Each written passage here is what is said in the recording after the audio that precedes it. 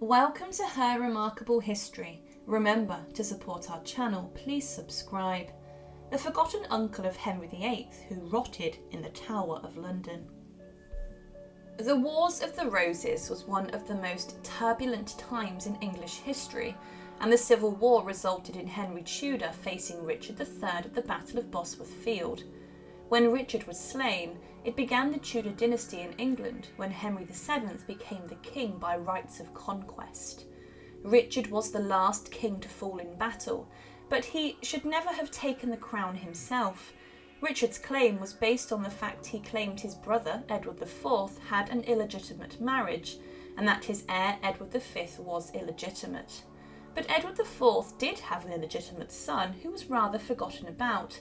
But Arthur Plantagenet was also the half-brother-in-law of Henry VII, and he then became the uncle of King Henry VIII, the most prominent Tudor monarch and the most ruthless.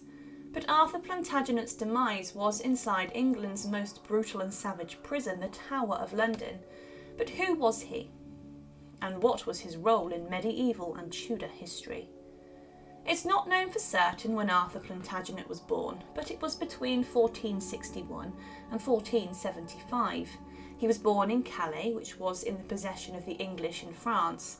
It's not known for certain who his mother was, and one of the possible mothers of him is a lady described as a wanton wench, Elizabeth Waite. There is some confusion about whether Elizabeth Waite is actually Elizabeth Lucy, one of the king's long-standing mistresses. Another possible candidate to be Arthur's mother is Elizabeth Shaw. The problem was the king had a number of mistresses and was known to sleep around. Arthur's godfather was William FitzAlan, the 16th Earl of Arundel. As a child, despite being considered illegitimate, he was part of his father, King Edward IV's court, and it's believed that he would probably have had part of the royal nursery. But his presence may have upset Edward's wife, Elizabeth Woodville. He would have mixed with other children of Edward's, and in 1501 he also joined the household of his half-sister, Elizabeth of York. It's not known how Arthur was treated after his father's death, but the fact he became part of Elizabeth's entourage shows he was well respected. Elizabeth had married Henry VII, which united the House of Tudor and Lancaster, and the House of York, bringing together the two warring sides of Wars of the Roses. So Arthur was part of the Queen's household, and he then moved into the household of King Henry VII following her death, which greatly upset the king. Arthur technically was a brother-in-law to the Tudor monarch, and with this he also grew close to the king, who would have in the past been considered an enemy. But following Henry VII's death, his son Henry VIII came onto the throne. Henry VIII was notorious for eliminating any of his possible enemies to the throne.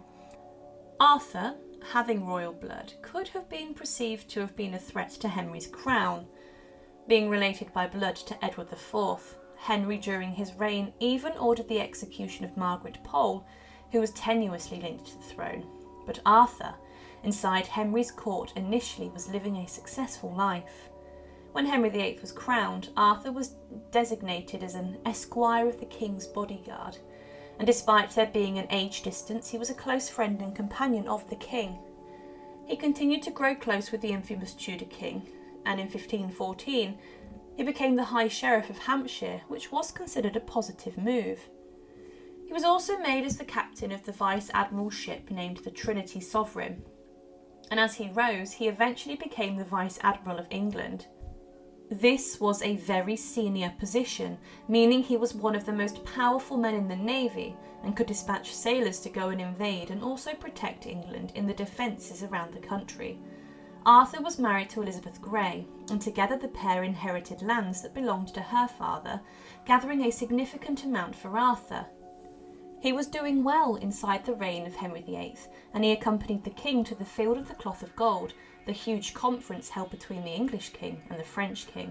He must have been regarded as a loyal subject of Henry VIII, and on the 25th of April 1523 he was created the title Viscount Lisle. He also became a Privy Councillor and the Governor of Calais, and also the Lord Warden of the Clink ports around Kent, Sussex and Essex. Within this, he was overseeing the crossing of people from France to England and so on, and he then became the Constable of Calais. In the Lisle letters, it shows that Arthur Plantagenet in his role was honest and hard-working, but he was not the best in his job. Cromwell at one time moaned at him for speaking to the king about matters which were not important, and he was considered hesitant at times. Also, the letters stated that his wife, Lady Lisle, had significant influence over Arthur, and this made him a laughingstock at court. Arthur Plantagenet was also sent on menial errands. For example, Jane Seymour, while she was pregnant, had a craving for quail, and with this Arthur was sent to Calais to collect some and supply them to the Queen. However, in 1540, things significantly changed for Arthur. He and many members of the Plantagenet household were arrested in Calais and were suspected of treason. It was believed that they were planning to betray the town and give it to the French. Because of this, suspicion fell on Arthur, and he was recalled to England and was then arrested on the 19th of May 1540. Whilst he was in Calais, he and his wife were corresponding to others in letters and the Lisle letters, and 3,000 of these letters were seized as evidence when he was arrested. The conspirators were executed as evidence against them was found, but there was no evidence found that linked Arthur Plantagenet to the plot to hand over Calais to the enemy. He was left inside the Tower of London, and as he had royal blood, it's likely that Henry VIII decided to leave him in the bloody fortress to get rid of another possible threat to his throne. Arthur was kept inside the Tower of London for 2 years, and he was told that he would be released by the king, but it was said that when he heard of the news of his release, he suffered a very bad heart attack, and then 2 days later he died inside the tower. It's believed that he was a broken man inside of the tower, but Henry's will of forcing him inside the prison for a long time had contributed to his health and his death. With regards to Arthur's marriages and children, he was, as mentioned, married to Elizabeth Grey, who was also the widow of Edmund Dudley, the former treasurer to Henry VIII, who was executed in 1510. He had 3 daughters with her, the eldest being Frances, the second being Elizabeth, and the third being Bridget. Arthur also later married Honor Grenville and had no children, but he helped bring up her children.